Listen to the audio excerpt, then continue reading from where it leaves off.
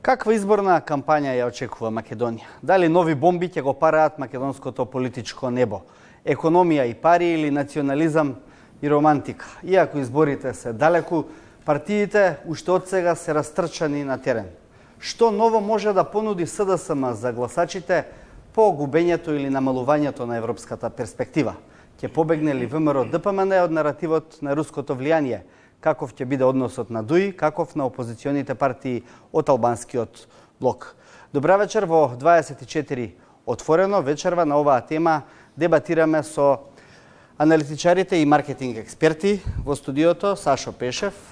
Добра вечер, добре дојдовте. Добро те нашол. Ангелка Пеева-Лауренчич. Добра вечер и за вас. Добре дојдовте во студиото на отворено. Новинарот Зоран Димитровски од Фокус. Добро вечер. Добро вечер. И Газмен Тајдини, аналитичар. Добра вечер и за вас.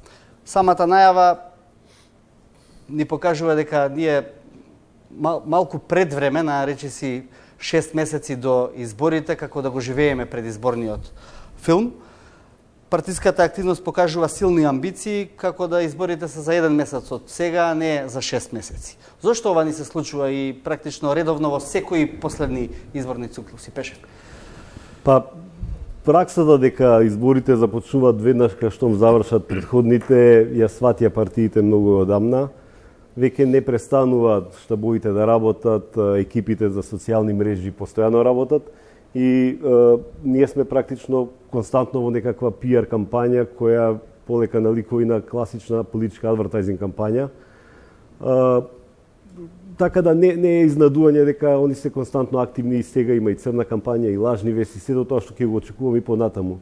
Она што е сега можеби битно е дека во овој изборен циклус има некои тектонски промени што се случија од претходните до сега, значи започнувајќи со неформирањето на владата на победничката партија, некоалицирањето со победниците кај албанците, 27 април тоа што ни се случи, промена на име и така натаму има големи работи кои се случија во овие 2,5-3 години практично. Што менува политичката визура на Македонија и за војднина и сега. Да, и тоа е она што ние на рационално ниво вака гледали би мислеле дека е тема на изборната кампања. Меѓутоа, она што јас од некои анкети кои ги работам за себе и за комерцијални клиенти е нешто па сосема друго. Тие такви прашања па обичниот народ не го допира толку многу. Доминантно прашање кое се појави во последните анкети што до сега не било е проблемот на мито и на корупција. Значи, со години наназад сите анкети покажувале као прв доминантен проблем бил невработеноста, платите, нискиот стандард и така натаму. Сега за прв пат скоро на прво место со тој проблем е недовербата во правната држава, односно проблемот на мито и корупција, која после аферата Рекет исплива страотно јако. И сега тоа треба да се анализира до самите избори колку таа афера ќе направи импакт на самите избори, а дефинитивно направи. Втор проблем кој се појавува како битен е иселувањето, значи преку анкета еден фрапантен податок дека 60% од анкетираните рекле дека би се заминале во следните 12 месеци од Македонија доколку имат прилика за тоа. Тие податоци се јавувале кај средношколци, кај студенти, кај помлади луѓе, сега се појавуваат на тотална популација од испитаници. 60% веднаш би си отишле од државата. И мислам дека тие прашања на некој начин ќе го свртат фокусот, како и прашањето на загадувањето кое беше подценето. Ја на претходните избори реков дека загадувањето ќе биде една од топ теми на кои ќе се добиват и губат избори. И мислам дека веќе тоа доаѓа. Така да една чудна ситуација имаме да сменивме име, се случија сите тие тектонски промени, а не се доминантни теми ниту на граѓаните, а веројатно нема бидат ни партиите, бидејќи овие се другите теми на кои ќе ги губат и ќе ги добиваат овие следни избори. Така е според мене. Прашање Пеева, дали се согласувате со делот овие наводи на Пешев, особено во делот на доминантните теми што не очекуваат во наредниот период? Пешев работел негови истражувања и ги знае резултатите по нив. Јас ке зборувам на ниво на перцепција, тоа што можам да го усетам, бидејќи не располагам со такви податоци.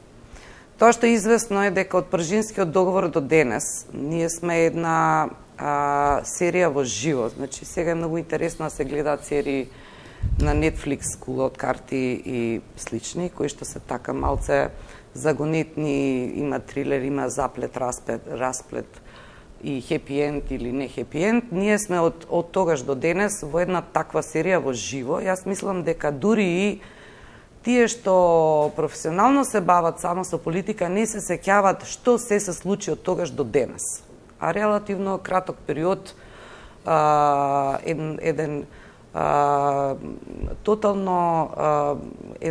галиматијас, поместување на сите елементи кои што претходно биле поставени на еден сосема друг начин. Во овој момент гласачкото тело, според мене и според моите предпоставки, е тотално збунето од тоа што ни се случувало и тоа што ќе ни се случи во следниот период. И лично сум скептична што толку многу ќе променат овие избори за нашата национална перспектива. Но тоа е следно прашање. Може ли да се случи некаков тип на голема абстиненција на изборите, што ќе го детерминира понатаму по односот на политичките сили? Прво ќе имаме проблем со бројките. Бројките, според избирачкиот список и според она што го имаме на терен, дури самите истражувања ќе бидат нерелевантни затоа што стратифицираниот примерок нема да биде точен. Ние не знаеме колку луѓе, имаше последен податок од Светска банка, минатата година беа 400.000 и сега се 650.000. 650.000 минус во изборниот список не е статистичка грешка. Тоа е сериозен проблем. Сега, тоа што е сосема јасно е дека гласачите немаат капацитет да примат блазирани пораки и идно време. Зошто? Затоа што многу долго примаат такви пораки и многу долго живееа во идно време. Значи, во оваа кампања, тоа што е известно е дека нема простор за шарени лижавчиња. Нема веќе продавање басни на македонскиот гласач. Мислите дека толку е освестен македонскиот гласач или е веќе го губи трпението? Не, мислам дека македонскиот гласач е во тотален нокаут. Зошто?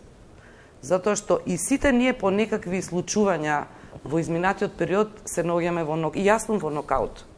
Не заради тоа што не сме добиле датум во Европска Унија, туку затоа што лицето кое што беше задолжено да ја реши корупцијата е корумпирано.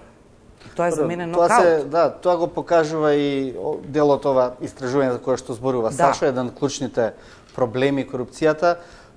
Димитровски, дали тој политички трилер низ кој живее Македонија, да речеме, изминатиот 3-годишен период, зачинет со ова нерешавање на едно клучно прашање, не зборуваме за Европската Унија, туку токму на проблемот со нефункционирањето на правдата, е сериозен импакт може да има во изборниот процес? Апсолутно мислам дека ќе има.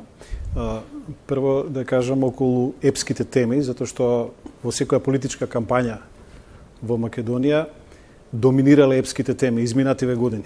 И тоа, она што го спомена Пешев, дека тие теми сега кај граѓаните барем нема да бидат важни, тоа не значи дека нема да доминираат повторно во кампањата, затоа што гледаме дека владеачката структура, власта, сака да ги наметне повторно епските теми, онака како што беше и 2016 и на претходните избори. Затоа што тоа е единствениот начин да ги обвините другите дека се работат против Македонија, дека сте вие единствено мислите за Македонија, за незината иднина. И онака како што тоа го правеше и ВМРО ДПМН додека беше на власт, гледаме дека сличен наратив употребува и СДСМ во контекст на македонските евроатлански интеграции. Сега ова со Европската Унија е навистина еден неочекуван удар, да речеме, не само за сите нас, пред се за власта која имаше една кампања на неоправдани ветувања во тој контекст, односно зголемување на очекувањата. И мислам дека овие епски теми ќе продолжат на ниво на отцрнување на политичкиот противник, дека тие вие споменавте во вашиот вовед, дека на етикетирање дека вие ќе ја запрете евроатлантската иднина на Македонија, гласајте за оние што мислат за Македонија напред. Меѓутоа тука паѓаат токму на елементот на митото и корупцијата, кое што беше резервирано во минатиот период за режимот на Никола Груевски, за фамилијата, за онаа друга страна, а сега немаме таква поделба на добро и зло. Едноставно, граѓаните гледаат дека она што се случува на политичката сцена, злото е присутно и во двете структури. Може би не подеднакво. Овие се 2,5 години на власт, тие беа една деценија. Добро, но тоа не враќа на она позната македонска изборна премиса да гласаме за помалото зло. Или изборот нас како граѓани, мислам дека граѓаните овој пат нема да преовладат изборот да гласаме за помалото зло, туку да се обидеме или да гласаме за нешто што ќе биде добро, што има шанси да биде добро, или да не гласаме воопшто, да излеземе да го пречкртаме ливчето. Јас се надевам дека ќе има и помали политички партии кои што ќе се јават евентуално како алтернатива. На ливчето ништо не решава. Ова се парламентарни избори, не се председателски па во кои што се брка цензусот. На парламентарни избори по Донтов модел се распоредуваат пратениците, па макар и со 100.000 гласови да имаат партиите. Меѓутоа може да се соберат повеќе помали политички партии да направат некаков исчекор напред со неколку пратеници, со 2-3 пратеници, па да направат потоа проблем при формирањето влада, односно да наметнат некакви стандарди. Потоа ќе... Да. Ајдини? Па искрено ти кажам, би се надоврзал нова на неважечкото ливче нерешавано покажува многу. Значи, само да се надоврзам на крајот на реченицата, затоа што голем број на неважечки ливчеја ќе го покаже расположението на гласачкото тело, односно на гласачот кон двете опции, условно да кажем. Се слагам со Пеше дека веќе е стандард во Македонија да ние имаме кампања веднаш после завршувањето на дента на гласање, но очигледно е дека ова, мислам дека ќе биде најдолгата кампања што ќе паметиме, особено затоа што не се сеќавам баш дека сме имале датум вака одреден прецизно 12 април, а тоа да е 8 месеци порано. Очигледно финишот на кампањата, ако е таа перманентна, финишот ќе трае многу долго, колку доаѓа околу 8 месеци, но она што мене ме плаши се првите сигнали на оваа кампања ќе биде класична негативна кампања, односно обвинување од двете страни без некои позитивни пораки, без некои многу големи ветувања, иако не сакам да зборам за лижавчиња кои би биле поделени, но дефинитивно ја мислам дека негативната кампања ќе влијае и негативно врз излезност на самите гласачи. Мислам дека ќе биде доста интересна, ајде да кажам, тешка кампања, особено имајќи во обзир, особено кај македонскиот условно кампус на политички партии, затоа што на некој си начин после 2006, после сите тие тектонски порометувања, како што ги нарече Сашо, мислам дека овие избори ќе бидат многу важни за двете политички партии, и за СДС и за ВМРО, дури на ниво на да се биде или не, затоа што ни едниот ни другиот лидер не сме да си дозволи да ги загуби овие избори. Но добро, секој избори тоа така се кажува, сега не гледаме причина зошто да биде тоа така, ако Македонија го има зацементирано процесот на влегување во НАТО, ако тоа се случи до февруари, се заокружува еден дел од таа, да речеме, државност, самостојност и така натаму. И вториот сегмент останува со Европската Унија, зошто овие избори би биле да се биде или не за Заев или за Мицковски. Кога видовме дека неказнивоста па и натаму е дел од постоењето на системот. Па не зборам за постизборно казнување, зборам за казнување, политичко казнување, ако збориме за политичко збогување на некој збогување на некој начин, затоа што многу релативно картите влогот е преголем. Влогот е преголем и од двете страни, па така реално ова тура на карти ќе одлучува многу за двата лидера. Барем ја така мислам. И се слагам дека корупцијата се подигна на ниво на многу високо ниво кој тема корупцијата, па и правната држава во Македонија, дури над економските прашања. Ја имам видео некои такви истражувања, но реално мислам дека тоа е моментумот, особено од аспектот на разочарување, на големото разочарување или разочарувањето грото на гласачите поради исклучувањето со СЈО, кои беа издигнати на многу високи очекувања за решавање, односно справување со криминалот во државата со организираниот криминал. Може би е прерано да се каже дека тоа ќе биде главната тема за изборите, но сепак мислам дека и тоа ќе биде користено од двете страни. Пише во ваков случај, еве ако го посматраме ликот на Зоран Заев, тој повеќе може да биде награден од своите гласачи за тоа што го направи како успех, да речеме, во дел од меѓународниот корпус на прашања и затворањето на членството во НАТО, или повеќе казнат за тоа што не успеа да го направи дома? Мој личен впечаток е дека тие теми не влијаат. Она што и од истражувањата го гледав е дека пикот СДСМ го имаше на локалните избори, кога, да речем, имаше сериозно водство пред ВМРО ДПМН. Долниот праг мислам дека го стигна во самата афера Рекет. Многу е симптоматично што тие проценти кои ги изгуби, не зборам сега во апсолутни бројки, бидејќи тоа е сепак тајна, зборам во релативни бројки. Тие проценти кои ги изгуби СДСМ во тој период, многу интересно дека не отидоа кај ВМРО. Значи, периодот локални избори, тогаш и сега, рейтингот на ВМРО, барем според одредени истражувања кои јас ги гледав, стои ист. Тоа значи дека имате еден сериозен корпус на луѓе, на гласачи, кои отишле од оваму, а не отишле на друга страна. Значи, тука негде у средина и ставот опште е разочараност, сите се исти. И тука е главниот проблем кој може да предизвика и ниска излезност. Сега од друга страна, па ниска излезност по теорија на политички маркетинг им одговара на владеачките партии кои имаат стабилно гласачко тело, имаат и други инструменти за мотивирање на луѓе од администрација и така натаму, кои клиентелисти, одредени гласачи и така натаму, кои би требало да им оди ниво прилог слабата излезност. И тука тие две работи се судруваат, кој ќе успее да ги привлече овие кои ги снема од овдека, а од друга страна ВМРО не ги доби, бидејќи направи поменена стратешка грешка, не се дистанцираше од минатото.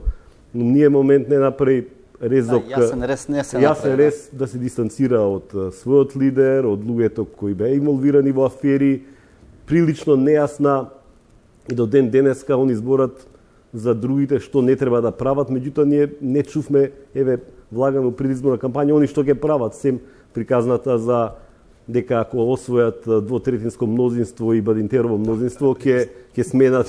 Мислам, тоа е несериозно за во кампања да влезете со тоа. Не чувме што они ќе прават и која е нивната понуда. И затоа не успеваат да ги освојат, а тоа е сепак една група, да речеме, бар по моја проценка интелектуална, помлада, која не можете едноставно да ја купите со ништо. Тие веројатно сметаат на своите гласачи, можеби оние 100.000 тврдо крило кои што не сакаат ни да ги изгубат. И сега меѓу тие математики на да се добијат нови, а да се загубат старите, можеби Они ги имаат, тие на претседателските избори се покажа дека кога ВМРО представи кандидат кој не е типичен ВМРО-вски кандидат, него е жена, е интелектуалка, има и некои своји други карактеристики, они собраа нешто и од неопределените. Сега, со овој тип на настап кој што го имаат сега, ќе видиме како ќе влезат во изборите, мислам дека ништо ново не може да добијат од она што е нивното типично гласачко партиско тело, бидејќи не зборат ништо. Едино што мислам дека ќе се смени е односот кон албанското, значи 2016 иде на тврда националистичка реторика контра албанското гласачко тело, што на крај си забија нож во грб, си пука во нога, нема никаков коалицијски потенцијал. Сега тоа го сватија и некако ја омекна реториката кон албанците, меѓутоа тоа е премалку и недоволно да они направат некој недоволно уверливо можеби. Тоа е зборев за ВМРО, за СДСМ кои се битните карактеристики, на кратко да не ја одзимам време, не испорачаа на локално ниво. Значи големите теми се големи теми. Обичниот човек кој живее таму негде не ги разбира. Он имало пораст на GDP. Супер, он не живее подобро, нема повеќе кај себе. Не знам, сме влегле во НАТО. Не му значи ништо кога улицата не му е средена, амбулантата не му е почиста, детево се спрема да му иде. Значи, не направија на микрониво.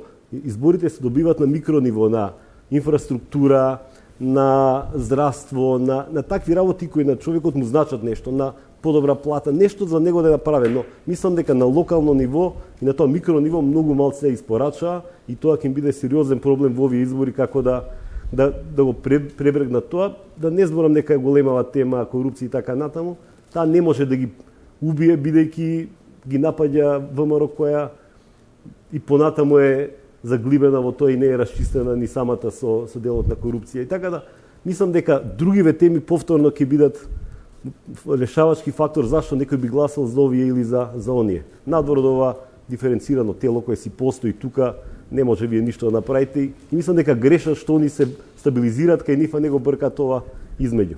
Да, вака паралелно ќе ги посматраме и двете партии во моментов, барем во наредниве 10 минути, за да видиме кој каде може да се позиционира. Што по оваа замаглена европерспектива за владеачката партија, сега зборуваме за СДМС, што таа може да понуди на гласачите, а да биде доволно верлива пред нив? Прво, влезот во НАТО ќе биде една добра вест, што се надевам дека нема да имаме никакво изненадување на таа тема. Тоа е да се разбереме исто голем исчекор за нашата земја и ќе донесе многу поголема стабилност во однос на онаа што претходно сме имале. Разочарувањето од неодлучувањето на Европската Унија ние во моментов го чувствуваме како голем емотивен шок за сите нас, затоа што се чувствуваме онеправдано изиграни, имаме поинакви ставови и перцепција кон сите одлуки што претходно сме ги донеле во врска со тоа, но таа оштрица ќе омекнува со текот на времето и до изборите сметам дека може да има многу можности кои што ќе се отворат токму заради ваквото неодлучување од страна на Европската Унија, по она што можевме го чуеме од тоа нивните. може да се сврти во полза на некој начин? Овој неуспех може да биде предизвик и да отвори многу врати ако не имаме... Како? Тоа го направи Груевски во 2008-та, но сврте нов лист. Се сврте кон национализам, кон антиквизација и тоа му успеа политички во тој момент. Но не донесе нешто добро за државата. Да. Не мислев. Мислев токму насочени кон Европската Унија, кон процесите на интеграција кон Европската Унија, користење на повеќе фондови, повеќе инвестиции. Ние да не заборавиме. Во минатиот период најголем број на реализирани проекти со директно вложени пари во оваа земја направила токму Европската Унија. Тоа се на вистина капитални објекти. Автопатот Демир Капија Смоквица, кој што ние минатата година имавме можност да чуеме дека е комплетно финансиран. Во претходниот период комуникациите беа насочувани на друг начин и уште многу голем број на директни инвестиции во реалниот живот. Значи, ние не сме изгубиле приказната со Европската Унија. Да, ние како само тоа сме ќе ја се забавиле. Ние имаме на гласачите, мислам дека е тоа сега далечно на прашање. Ќе биде многу тешко и тоа ќе биде добар шлагворд за другата политичка опција. Јас само не знам зашто ги разгледуваме само македонските политички партии. Сега ни се наметна затоа што сепак имаме и една друга страна. Да. И многу е важно кој изборен модел ќе биде актуелен. Не верувам дека ќе има промени тука. Еве денеска имаме некои турбуленции во тој сегмент. Да се смени било што. Но тоа што е најважно е дека двете македонски водечки политички партии и албанските политички треба прво да го мобилизираат своето членство, да биде активно и да излезе да гласа, да привлече нови гласачи. Мислам дека и тука има голема летаргија, голема депресија и голема анемија. Па тргнете од сами себе. Веќе не е ни интересно да зборувате за политички теми, затоа што многу од работите стануваат премногу предвидливи, очигледни и невредни за дискусија. Димитровски, имам чувство дека во последно време владеачката партија ја врти воденицата предизборна на тема економија, пари, вработувања, зголемување на пензии, субвенции во зголемување на минимална плата и дека ќе се обидат да го наметнат тој наратив како лајт мотив на кампањата, веројатно во очекување на некакви ефекти од тие неколку мерки што се преземаа во последниот период. Секогаш имате владеачките партии пред изборите да прават популистички потеси. И тоа логично ќе го имаме во овој период што следува, значи зголемување на пензии, нешто што се критикуваше од кога беше ВМРО ДПМН на власт. Сега ќе се случува тоа на масовна сцена. Од друга страна имаме и почнуваат и масовни вработувања овие 2 месеца во државната администрација, нешто што е исто така требаше да правиме реформи во државната администрација. Меѓутоа тоа е на ниво на корупција на гласачкото тело, нели? Тоа се прави. Значи го корумпирате гласачкото тело за да имате после тоа евентуално фидбек од таа државна администрација за да рече да ве гласа и така натаму. Но од друга страна од пиар аспект политички власта не прави популистички потези, туку прави елитистички потези, што мислам дека е сосема погрешна проценка. Кои се елитистичките потези? Да речеме, едниот од тие елитистички потези е откажување, нели, од данокот, прогресивниот данок.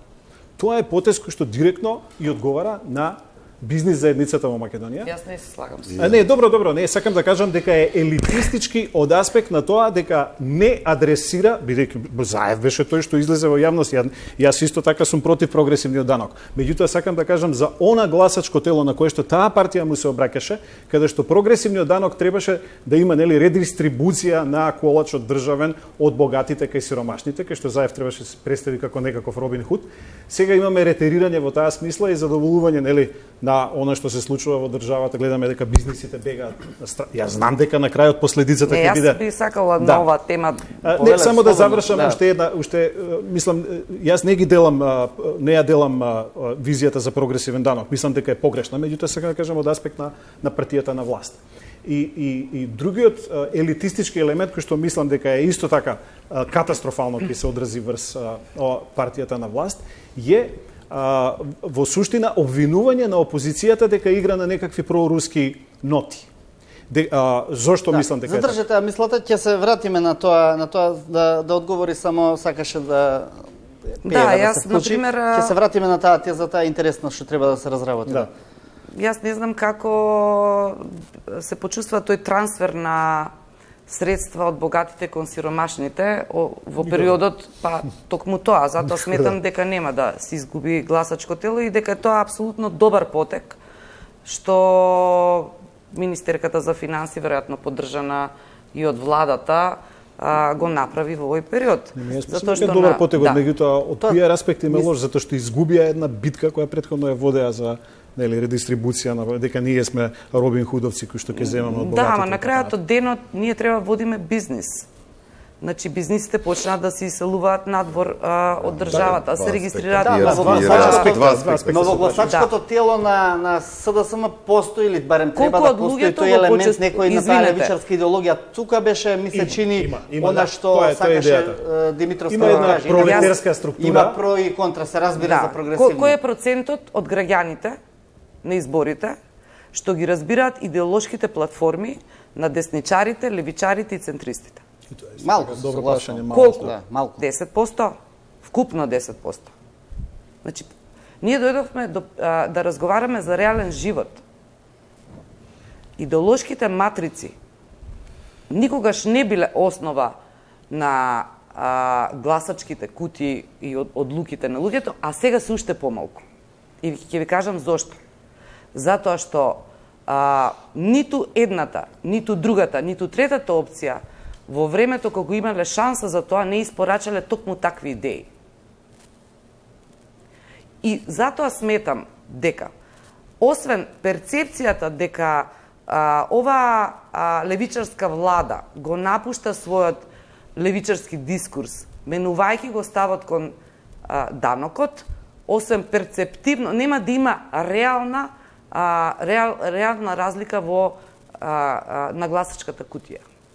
Затоа што не вратил перцепција фактички. Да, затоа што они ако изгубиле еден мал процент во сегментот на поддржувачите на чистата социјалдемократија, добиле еден голем процент на оние кои што на крајот од денот си ја гледаат сметката и треба да поделат плата и да размислат за кого ќе гласат. Зашто да гласам за СДСМ ако ја сваќа грешката и го враќа данокот на ВМРО ДПМН, па уште не го враќа до крај, туку Груевски им дели лекција од Будимпешта, им вели 3 години го одложивте, не го вративте. Значи пак нема да ви се вратат бизнисмените. Со други зборови, ако сум човек кој што сметам нели дека е подобар даношниот систем на ВМРО ДПМН, тогаш на нив ќе ми ја Не е тоа на поклонам ВМРО својата вера. ДПМН. Тие го Тоа се донесоа. рационални одлуки. Се Тоа е согласувам, точно. а тие го донесоа први, тие го Точно воведоа. е. И јас се слагам, апсолутно се слагам. Но на крајот Зошто од да денот експериментирам со партија која утре може пак да ми го воведе истиот данок? Нели, мислам, прагматично се зборувам. Добро, благодарам. Ајдини би се вклучиле тука во оваа тема или да... Да, само момент. Значи, двете политички партии, па најверојатно ќе збориме после за албанските политички партии, Така, иако не би требало вака да ги двоиме, но сепак се уставно да кажам два терена на функционирање, односно на надпреварување политичко. Обнова за Македонија, реално самата порака која ВМРО ДПМН сака да ја пушти сега е малце, барем за мене малце, во најмала рака чудна, затоа што кога збориме за обнова, збориме од нешто растурено, не знам, 2,5 години е ова влада на власт, и колку лоша да направила, не успела да растури толку колку што беше режимот. Значи, реално мислам дека ВМРО ДПМН најтешката работа за ВМРО ќе биде во кампањата да артикулира порака со тоа што е нивната опција.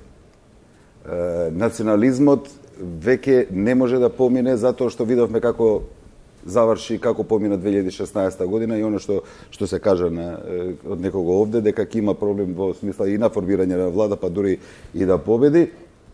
Од друга страна, проблемот на неиздвојување од стариот режим е голем проблем за ВМРО.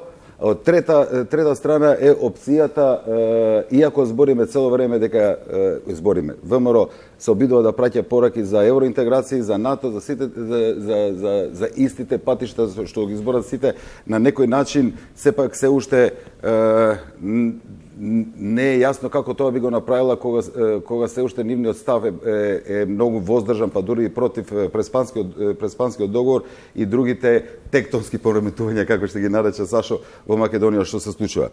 СДС од друга страна, мислам дека има една тешка, но озбилна задача да ги увери гласачите дека вратата на Европската Унија не е затворена.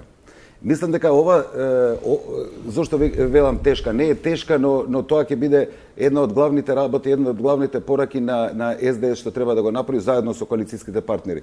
Зошто го велам ова? Датумот не е важен во моментов, според мене. Значи, преговорите, negotiations за членство во Европска Унија може да траат и 10 години. Дали тоа се доби во октомври, па ќе се добие во април или мај? Не е тотално ирелевантно, не е клучно, во беше целата некаква ситуација. символична... Мислам дека пораките кои се добија од Париз беа во смисла на замаглување на целиот пат. Значи, замаглување на надежда за дека постои се уште тој пат, дека тој пат е се уште отворен. Мислам дека СДС заедно со другите коалициони партнери треба да работи во креирање не само на пораки, него да го убеди гласачкото тело дека овој пат е се уште отворен, дека не е затворен, дека е само одложен. Тоа ќе биде главната задача на власта да го направи ова. И од друга страна се извинувам, можам што цело време го спомнуваме, тука каде што перцепцијата на гласачкото тело, на големото гласачко тело и македонци и албанци за оваа влада е борбата против корупцијата и владење на правото. Имаат време, релативно кратко, но имаат време да се докаже дека условно СЈО инцидент не е правило во државата. НАТО покачување на платите, покачување на минималната плата се само, ајде да кажем на некој начин микроменеджментски, да ги кажем, така да ги наречам, активности кои се одвиваат во смисла на придобивање на гласачите кои се уобичаени пред изборите и мислам дека ќе донесат гласови. Но главните линии ќе бидат во овие два правца.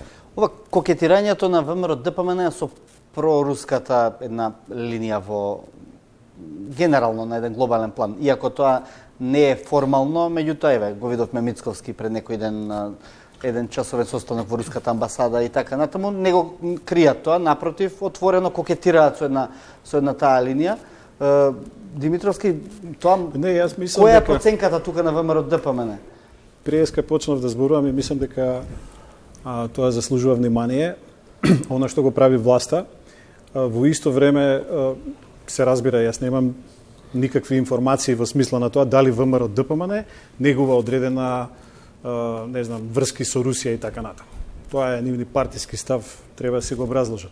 Меѓутоа, оно што гледам во јавноста, што се случува, гледам една кампања на лажни вести против Мицкоски, исто така од оваа страна, дека во Будимпешта во некаков стан добил 1.600.000 евра руски пари.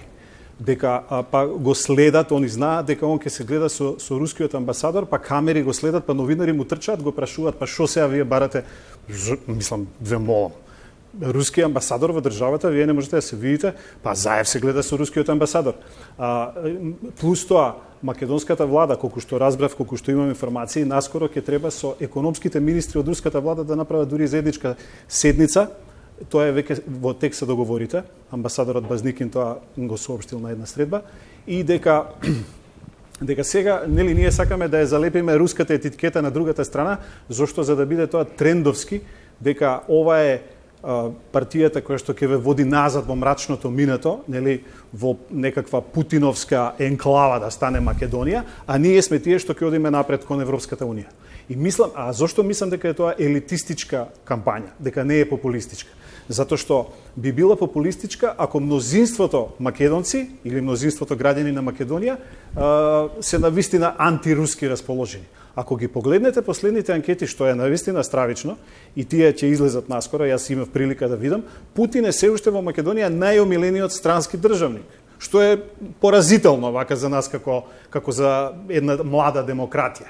Значи, овие луѓе во Македонија се уште сметаат дека моделот на Русија и Путин на цврста рака на некој начин доведува до некако во исто време поддршката за НАТО и ЕУ е 80% и повеќе. Тоа се измешани чувства, затоа што НАТО и Европската унија луѓето мислат дека ќе ја намачкат на леп, на крај ќе ни донесе овде пари и ќе почнеме да живееме.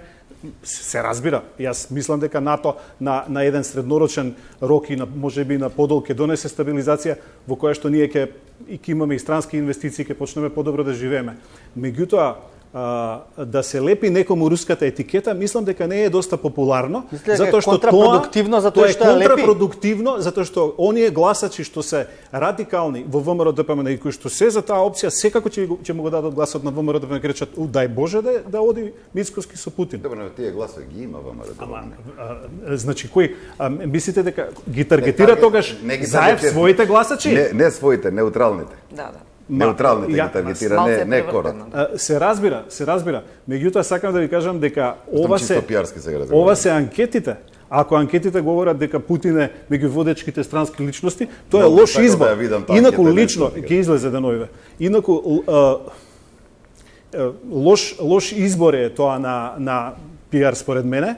Зошто? Затоа што прашањата од безбедносен аспект за Македонија со НАТО се затворени.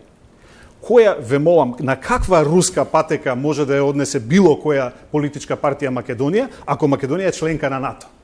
Може, се разбира, може да воскресне некаков Орбан утре, кој што, иако е Унгарија членка на Европска унија и на НАТО, меѓутоа тие може да си го дозволат тој луксус токму заради тоа што се и членка и на Европската унија. Па нема механизми, Европската унија не може да се справи со нив.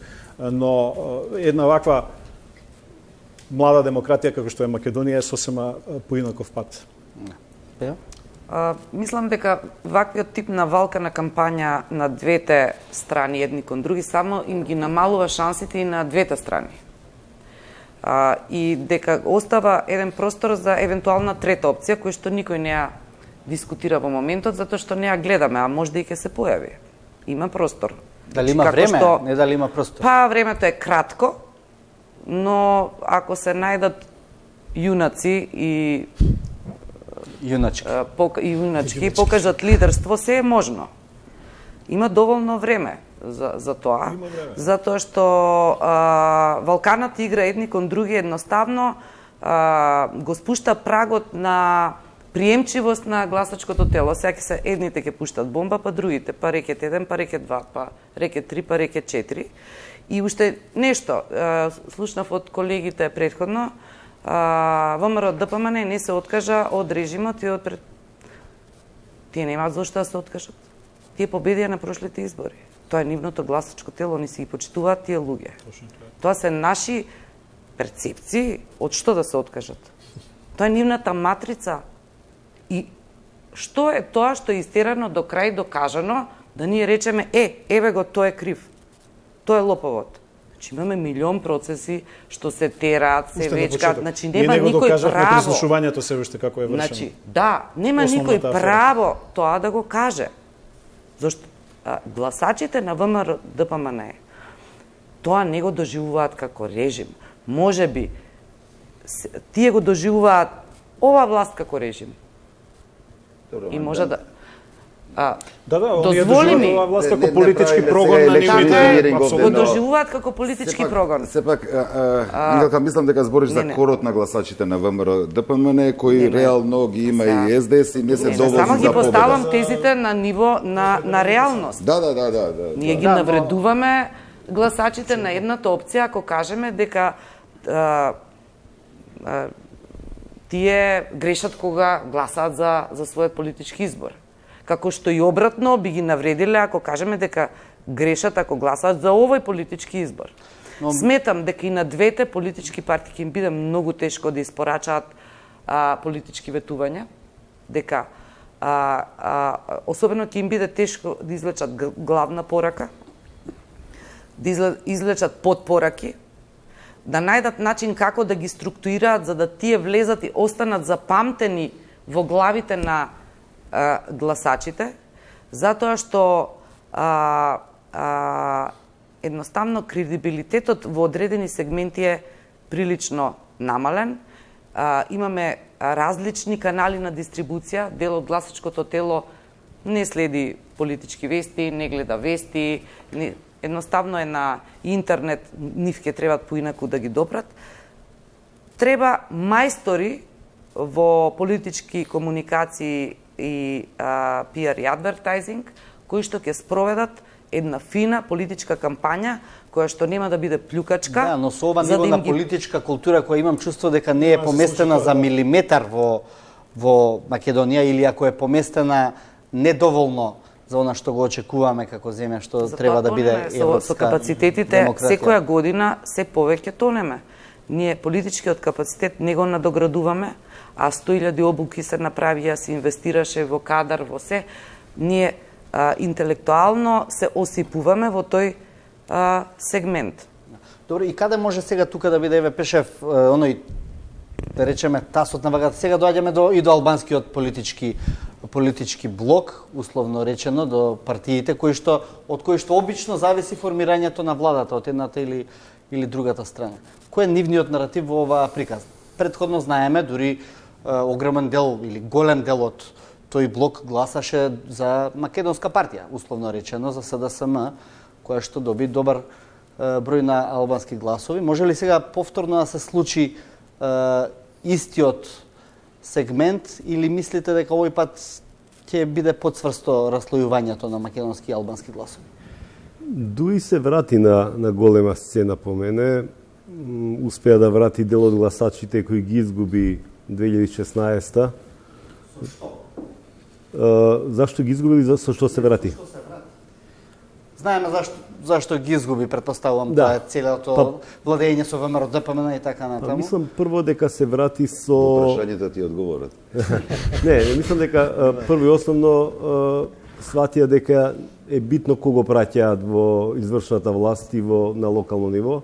Значи, со години Дуи владееше како не акционерско друштво, него како мала група пријатели кои се држат за себе и наименуваат луѓе кои сакат. Мислам дека сватија дека треба да праќаат квалитетни луѓе во извршната власт и ова ниво на министри, Бујар, Арбер Адеми, Бектеши и така натаму, мислам дека се сосема солидно ниво и можеби најдобро што сме го виделе од албанска партија на извршно ниво. И мислам дека првата исто тоа го има и на локално ниво, расчистување во Чаир со Висаргани и така натаму на локалните избори покажува сосема солидни резултати, дури во Дебар на повторните избори Тепа покажа дека внимаваат на гласачите, дека не им е небитно, дека не е било кого да им магаре да врзат за или дрво да стаат со кравата, па ќе добие на избори и он дуи ќе биде на власт, дека едноставно може да изгубат многу лесно и сватија дека треба да водат добра кадровска политика и веќе последниве 2-3 години праќаат солидни кадри вода сметка за кампањите, вода сметка за тоа што зборуваат и мислам дека Дуи се врати со самото тоа што веќе собра, враќа огромен дел од гласачите кои ги изгуби 2016 кај СДСМ. Националниот наратив веќе ни СДСМ нема ексклузивитет, прашањето на јазикот добро го одработи Дуи и мислам дека генерално Дуи е у добра позиција, има добри фактури испорача на председателските избори кон СДСМ, значи без нивните гласови тешко ќе помине председателските. И мислам дека Дуи во солидна позиција. Предизвикот на Дуи е дали нивната опозиција ќе се обедини. Тоа се три различни партии кои меѓу себе се корогови во вреќа. 4. Добро, ДПА не зборам, сега зборам за трите кои се реално опозициони. Трите Овие се опозициони партии, ДПА е на граница дали е опозициона или која функција. И алтернатива е на граница. И алтернатива е у граница која сака да на ДПА. Да. Во секој случај многу тешко да се обединат. Се покажа и на гласањето и во Дебар, и во Охрид, и во Струга. Сегде дека кај што ни требаше да бидат заеднички, дека не успеа да постигнат. И тука има персонални причини, поделба во иста партија, потекна алтернативи без од иста партија, внатрешни проблеми на его, на суети меѓу лидерите и така натаму, и доколку они не успеа да се обединат и да најдат заеднички наративи приказна зашто нив треба да ги гласат луѓето, мислам дека повторно ќе изгубат нови избори. Сега па е прашање на бројки, значи се дела 23, 4, 5 албански пратеници на кои што ги освојуваат албанските партии. Секаква поделба е можна, дури заеднички да е пата, да е 13, 12, 14, 11 и така натаму, што од друга страна повторно зависи од кај македонските распоредот, као ќе биде ако се повтори 16. Има поголема абстиненција, условно речено, и во македонскиот блок, веројатно Па истите пратеници ќе се поделат, значи може да имат би некој требало да има пратеник некој пратеник повеќе албански во тој случај од албанските партии. Па и кај албанците е ниска излезност, они се традиционално редовно имаат е пониска дори е излезноста. Ако сега се намали во македонскиот дел, тогаш би требало да подигне во делот на парламентарците традиционално албански имаат партии. ниска излезност и мислам дека и они веќе не можат да гласаат као што на времето нели преку оџата, па преку овој, преку влијателни луѓе, па ќе ги натераат, па ќе искочи цело село, тоа веќе не постои кај нив и они се сватија дека сепак се само гласачка машинерија за остварување на некои интереси и веќе очекуваат нешто да добијат од тоа и не знам што тука они ќе понудат. Во кампањата веројатно Дуи највеќе има што да каже, го реализираше нивната историска желба за влегување во НАТО, евроинтеграција као некое решавање на албанското прашање, законот за јазици помина или не помина, меѓутоа го валоризира на своја сметка тоа, така да мислам дека имаат што да кажат, а од друга страна опозиционериве се прилично неединствени, ако не направат некој брз исчекор, нема многу да поправат. Димитровски, се согласувате со оваа анализа или во контекст на албанските Да. партии? Па она што беше 2016 година наметнато како што стана парадигма на тоа коалицирање во смисла дали ВМРО ДПМН нема коалициски капацитет. Мислам дека таа приказна сега веќе не игра, иако се обидува нели власта се уште да се вози на еден таков политички наратив, нормално сакајќи да прикаже дека ВМРО ДПМН се националисти и така натаму, тие не може да коалицираат со албанците, претерано се против албанскиот јазик, употреба на законот, сите оние тиранската платформа, нели фамозната. Мислам дека тоа е исто така погрешна логика, затоа што тоа ги на крајот на кристото ВМРО ДПМН можеше да си седи мирно целиот овој период, сите работи ги направи СДСМ, го затвори, нели, законот за јазиците, го смени уставот, уставното име, ќе влеземе во НАТО и на крај ВМРО ДПМН може слободно да си дојде на власт со истата реторика, а потоа да нема механизми, како што самиот Мицкоски вели, ми требаат 80 нели претеници за да го променам договорот од Преспа, тоа нема да се случи, му треба и Бадентерово мнозинство. Како Мицотакис во Грција сега? Апсолутно. Па видовте што направи Мицотакис, имаше жестока националистичка кампања од тој аспект. И на крајот дојде на власт и ја смени реториката. Зошто мислите дека Мицкоски поинаку ќе се однесува? Затоа што тој сака да оди со Русија?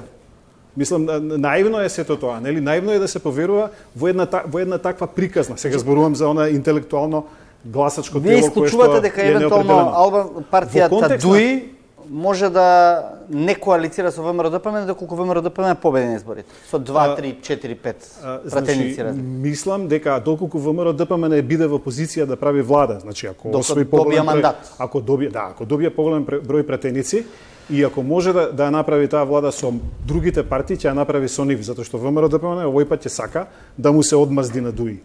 Ако може да направи со другите 2-3 мали или колку ќе бидат. Нема да го каже тоа многу порано. Тоа нема да го каже сега, меѓутоа мислам дека они тоа нема да му го заборават на Али Ахмети што го направи, иако тоа Али Ахмети го направи од политички притисок од надвор, нели? Тоа не беше негова желба, дури ДУИ се подели, половина сакаа со ВМРО-ДПМН додат. И мислам дека тоа ќе биде изборот, иако можеби со Зиедин Села и со неговите визии, иако е тој сега во опозиција, можеби ќе биде многу потешко да се склучи некаков договор за заедничка влада, затоа што со ДУИ веќе има некаква како се вика, некаква траекторија на соработка. Но проблемот на ВМРО-ДПМН би бил, доколку направи со ДУИ влада, немаме промена во албанскиот, кај албанците. ДУИ на власт ќе остане колку години тамо, 13, 15, 17, со следниот мандат. И истите коруптивни политики ќе продолжат. Како ќе може ВМРО-ДПМН евентуално да бара нов некаков ресет на борба против корупција и така натаму, ако повторно со ДУИ направи влада. Да. Но пак бројките ќе бидат тие што ќе одлучуваат. Ајде ни вашите анализи. Мислам дека бројките ќе го покажат на крај, ќе биде голема комбинаторика, искрено да ти кажам. Само да се надоврзам околу ВМРО, па после ќе зборам малце за албанскиот политички корпус. Значи, наративот на ВМРО, не знам, сега немаме намера, веројатно не емисијава да им помогнеме на политичките партии да направат комуникацијска стратегија врз основа на тоа што го збориме, да нека платат за тоа. Ама мислам дека ќе направи голема грешка ако ја повтори 2016 па со зборењето против тиранската платформа, законот за јазик и така натаму да доведе до ситуација дури и подобра понуда албанските политички партии да ја одбијат, да ја добијат послабата понуда, како што се случи 2016 според некои што се оф рекорд, само заради наративот што го има створено. Значи, Федерација со Србија во овој момент да се каже во најмала рака самоубиствено во правец на коалицирање, па дури со Села кој во оваа студија каже дека он не ги гледа лично настаните од 2002. Тоа не може да помине. Не, ама зборам за наратив, не зборам ја за реалност. Значи, тоа е порака, тоа е таа перцепција што ќе ја добие и албанскиот гласач кој може би, да не навлегуваме многу, го гледал ВМРО свртено на кај Софија, сега го гледа поради некчиви погрешни пораки или недобросмислени, па да гледа дека се врти кон уште поголем непријател на тие политички партии, односно на албанците. Значи, зборам за наративија. Ако таквиот наратив продолжи наративот на значи, сите албански политички партии тврдо стојат позади Охридскиот рамковен договор, стојат позади Преспанскиот договор, стојат позади законот за јазици. А позади што стојат македонските партии? Не, сега зборам за интересно ова. За законот за јазици. Тука е една фина порака до македонските. Да ти кажам позади што стојат или само...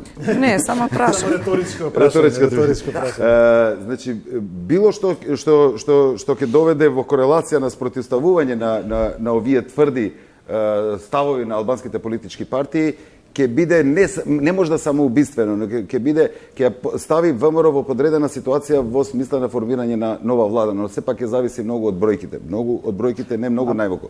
Околу албанскиот политички кампус таму е многу покомплицирано дефинитивно. Ако збориме овде за ВМРО и СДС, овде збориме за 5 политички партии кои во моментов дури искрено ви кажам имате 4 политички партии да не сгрешам кои напаѓаат ДУИ иако 2 од нив се у влада. Значи, збориме за ДП алтернатива, кои се во влада, учествуваат со министри, а се однесуваат кога да се опозиција, па го критикуваат коалициониот партнер Нивен, па дури и го критикуваат и најголемиот партнер во владата СДСМ. Значи, малце чудна ситуација. Друга страна, коалицирањето тамо што се очекува. Зијадин Села очигледно сака да стане лидерот, односно се гледа себе си како моментален и иден лидер на албанската опозиција, која ќе ги добие изборите, која ќе иде на власт и он треба да биде локомотивата, а другите политички партии треба да бидат нивниот, ајде да не кажам сега привезок, ама веројатно вагони кои он ќе ги влече. Мислам дека тоа во моментов, барем од изјавите на другите политички партии, како што е без алтернатива и ДПА, особено ДПА што не доаѓа во обзир, за волја на вистината, Зијадин Села никад не ги викнал ДПА да влезат во владата, им ги подари по наводници на Дуј. Мислам дека ќе биде неприфатливо, особено за Беса, која живее можеби на стара слава со 50.000 гласови од 2016 година, но сепак, без разлика, он вели дека јас сум он. Тие вела дека ние сме представници на опозицијата и ние сме лидери на опозицијата, а особено со расколот со алтернатива, односно со партијата на Африм Гаши, ова ќе биде многу комплицирано да се направи една таква голема коалиција. Се слагам со Сашо и добро изелаборирам. Мислам дека Дуј веќе ја научи лекцијата и паметно што ја прими пораката од народот 2016 година, поради многу голем број на грешки, а најголемата она што беше прашањето зошто, затоа што коалицираше 10 години, можеби таму издржа превише во некоја коалиција во која не требаше да биде, но тоа е друго прашање. Кадровската политика нивна може да се подобрува, но јас сепак мислам дека тие дефинитивно ако сака да ги добијат овие избори како што треба да ги добијат, а не пата да останат со другите, затоа што тоа ризикува да некој друг бира. Што и не е лошо, не викам дека е нешто. Не мора да биде на власт, мора да биде на власт тој што ги добива изборите. Логично сакам да кажам, треба да биде на власт тој што ги добива изборите, без разлика, не зборам сега победен со победник, сакам да кажам, тој што има повеќе гласови, тој што има 61 ќе направи власта. Значи, ако Дуј направи 14 пратеници, другите 7, па ќе бидат на власт, нормално. Но затоа велам, поинтересна ќе биде ситуацијата и затоа во моментов немате некоја голема кампања кај албанскиот политички блок, ќе се знае многу касно. Ја мислам дека дури негде пред самата официјална кампања ќе знаеме, ќе бидеме на чисто во ситуацијата, но ја од сега гледам дека реално Зијадин Алијанса per Шиптарот, Беса и алтернатива многу тешко ќе направат коалиција која е единствено нешто што можеби во моментов може да ја загрози позицијата на Дуј. Да, повелете на темава. Во контекст на сето ова, затоа и малку му влегов во збор, извини Газмент. Не. Ова можеби ќе бидат први избори кога меѓуетничките односи во Република Македонија нема да бидат главната политичка тема. Што е дефинитивно едно од најголемите придобивки низ процесот низ кој што поминавме во овој период. И бесплатен совет до било која политичка партија, не го ставајте тоа како тема, не пали више. Во тој контекст, можна ли е некоја предизборна коалиција на македонска и албанска партија? Не, исклучија, мислам. Исклучија тоа. Исклучи, другите не ја ни стават како можност. Јас само можност. нешто ќе подсетам. Нешто што ние сме го доживеале. Имер Салмани како кандидат за председател доби гласови во Источна Македонија. Тоа беше 2000. Граѓаните бараат јаки личности, бараат лидерски позиционирани поединци и се помалку ќе гледаат на тоа кој од која етничка заедница доаѓа и кој од која политичка партија доаѓа. Ја тука нема се сложам. Не, тоа е убаво кажано, меѓутоа реалноста во Македонија е друга. Се уште се гласа национално и тоа се Не, покажа. националните партии кој останат нема да сака кажа ако има ликови може да обединат. Како Стево Пендаровски на пример кој што сепак доби Да, со поддршка на политичка партија. Со поддршка И политичка Ѓорѓи партија. Иванов доби гласови на албанци со поддршка на политичка партија на субјектот. Има тамо гласови од Зијадин Села, нема Не, само има, од Дуј. има, гласови од другите албанци. Не, има, добро, ама споредбата, извини, да заврши нешто. Не беше Ја мојата прекинав, теза ја дека прекинав. македонците ќе гласаат за албанските партии, албанските за Како албанците ги гласат. Друга беше тезата.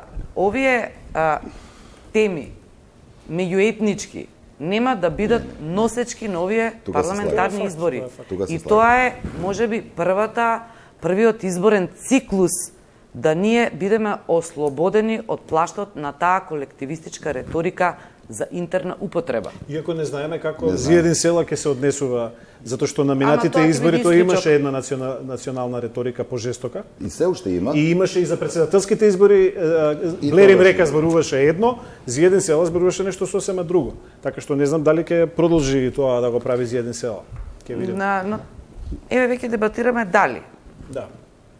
Состојбата е дека генерално нема. Порелаксирана е во секој случај, да. И второ, со оглед на тоа дека ќе остане постојниот изборен модел, препорака до партиите да одберат фини личности на листите, затоа што сметам дека граѓаните и тоа ќе го гледаат на крајот од денот, ако можат да осетат некаква енергија, некакво лидерство во својата средина, каде што ќе треба да носителите на листи или првите два тројца што се на листата секогаш се тие кои што ја детерминираат таа листа како изгледа и како се води. Иначе нека има и некоја звезда која што ќе биде на седмо место, ама ќе ја видиме и ќе блесне од било која политичка. Мислам дека е гласачкото тело жедно за нова енергија, за нови ликови, дека веќе им се здосади тоа што го гледаат во изминатиот период и дека има потенцијал се уште кај нас да извадиме нешто што ќе ја освежи политичката Има и нови партии се најавуваат сега да го оставиме тоа, иако може би е доцна затоа што Благодарам, изборите се. да го оставиме муабетов за после рекламите, дали може уште малку и да одиме со реклами.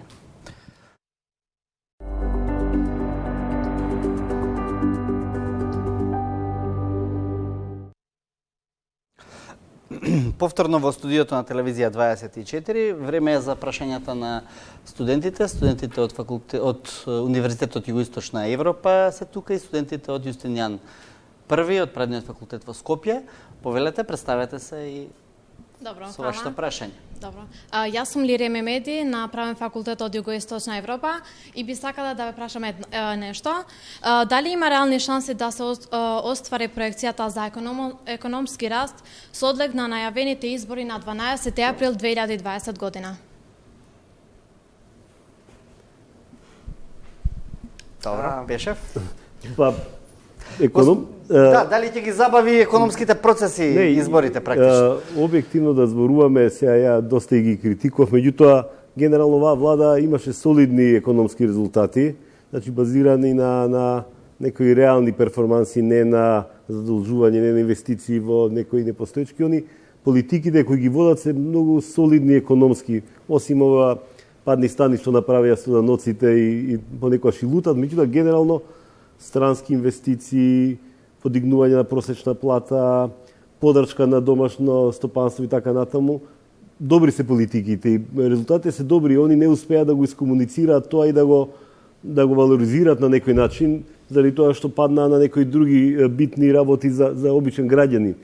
Така да политиките се поставени, не може да се смени ништо, дури пржинска влада, таа е сепак 2-3 месеци избори. Мислам дека Македонија е на добар пат економски со влагувањето во НАТО и очекувањата идат напред, оптимизмот е многу битен во економијата и обратно, кој е песимизам, се смалува јавна потрошувачка, како смалува јавна потрошувачка, уште повеќе депресија, така да сега сме во еден позитивен налет на оптимизам и на тоа ќе пливаме и понатаму и политиките се добри. Они само не успеа да ги валоризираат. Може да се надоврзам? Да, кратко само. Јас обратно сметам од Сашо дека оваа влада немаше време да се бави со економија.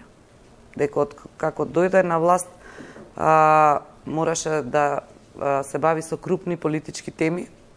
И ова е крупна политичка тема и овој простор во сегментот на економските резултати ќе им биде дополнително узурпиран, што ќе има значајно влијание на гласачкото тело, не по нивна вина, иако можеле да испорачаат повеќе, но ако тргнеме од денот кога дошле на власт до сега, што све се случило од голем калибар како политичка дисторзија внатре, реално сметам дека економскиот аспект не е перјаницата која што ќе може да води на овие избори.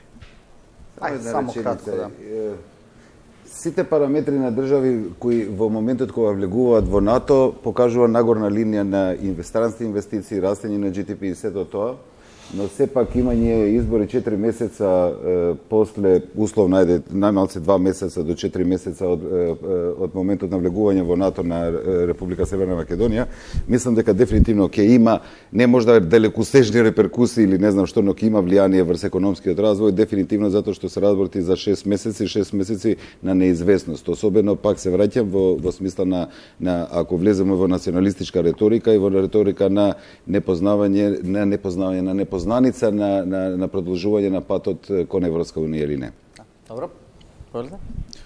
Добро вечер до сите вас. Поздрав до водителот на емисијата и на присутните во вчерашната дебатна емисија по повод предвремени парламентарни избори.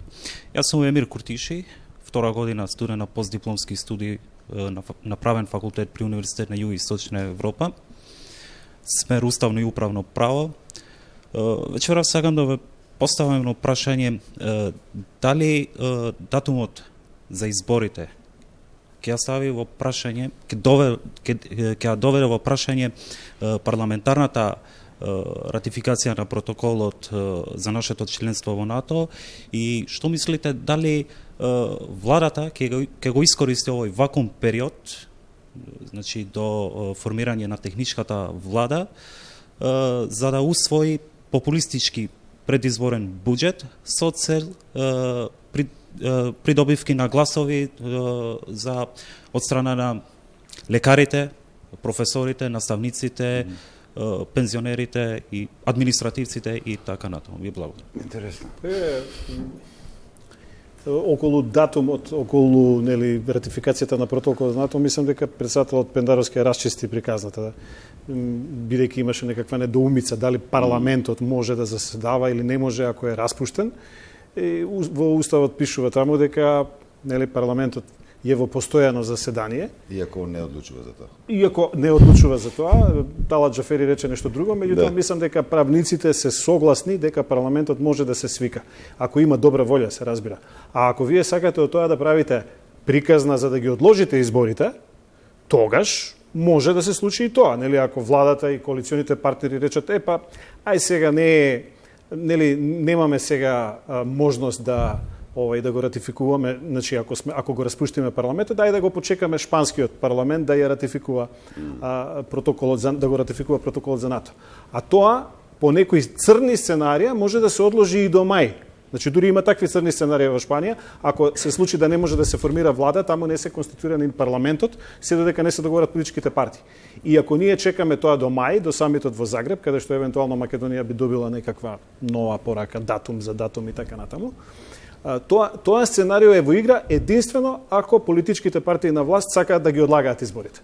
Меѓутоа, колку што го чувме премиерот, иако некои ботови на СДСМ тоа го заговарат, премиерот рече отворено не. Одиме на избори на 12 април, ќе има доволно време за се. Така што тоа не е во игра. Во контекст на популистичките мерки, говоревме тоа на почетокот, ќе има драматични популистички мерки. Ние не сме свесни што се донесува овие месеци. Гледаме дека синдикатите најавија штрајк, образование и така натаму. Ќе има, колку ќе има пари сега се разбира, чергичето колкаво е, но буџетот нас со години, тоа Пешев подобро го знае, буџетот нас со години ни е така напумпан и е во суштина популистички, оди за плати, за државна администрација. Ова влада си презеде одредени обврски да го помага стопанството да одат повеќе пари во капитални инвестиции, да одат кон приватниот сектор, но сега во изборна година не знам каква ќе им биде сметката. Може да се случи и тоа. Благодарам. У 2 минути. Повелете сега тука. Прежиđe пред дујата шио. Одговорот за двете прашања не, затоа што прво се надевам дека нема ни да дојдеме до ситуација да мора да се собира пак парламентот, а ние ќе го собереме парламентот без разлика, затоа што е толку тоа важно прашање што ќе најдат правен механизам, односно правна варијанта да го свикаат парламентот. Ние прогласивме избори, го распуштивме 2016 пак го свикавме парламентот, пак се свика. Значи правна варијанта ќе се најде за тоа, но е да се надевам дека Шпанија ќе заврши порано работата за да не дојдеме до таму. Второто прашање околу буџетот, мислам дека не, затоа што реално буџетот не може да биде буџетот е за 2020. Влегувате, молам? Ветувањето. Да, ветувањата се сега, но не може да се поврзе со ветувањето. Знам, но пазете, ветувањата се сега, но не може баш да толку лесно да тоа се искористи за предизборна кампања. Благодарам, повелете. Здраво. Здраво, јас сум Лаурета Шуке од Правен факултет, Универзитетот на Југоисточна Европа. Би сакала да ве прашам дали владата има политичка одговорност поради неотворањето преговори со Европска Унија. Ако може една реченица само па после да се надолеш. Дали владата има политичка... Не, слушнав, ворете, нема проблем.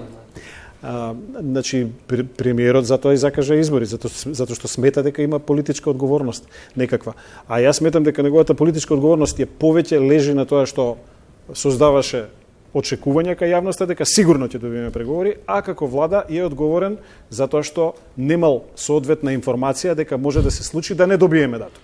И сметам дека неговата значи дипломатија и така натаму не си ја завршила работата да го предупреди дека на тој ден може во Брисел да добиеме вето од Франција, односно да не добиеме датум. Незнанието штети.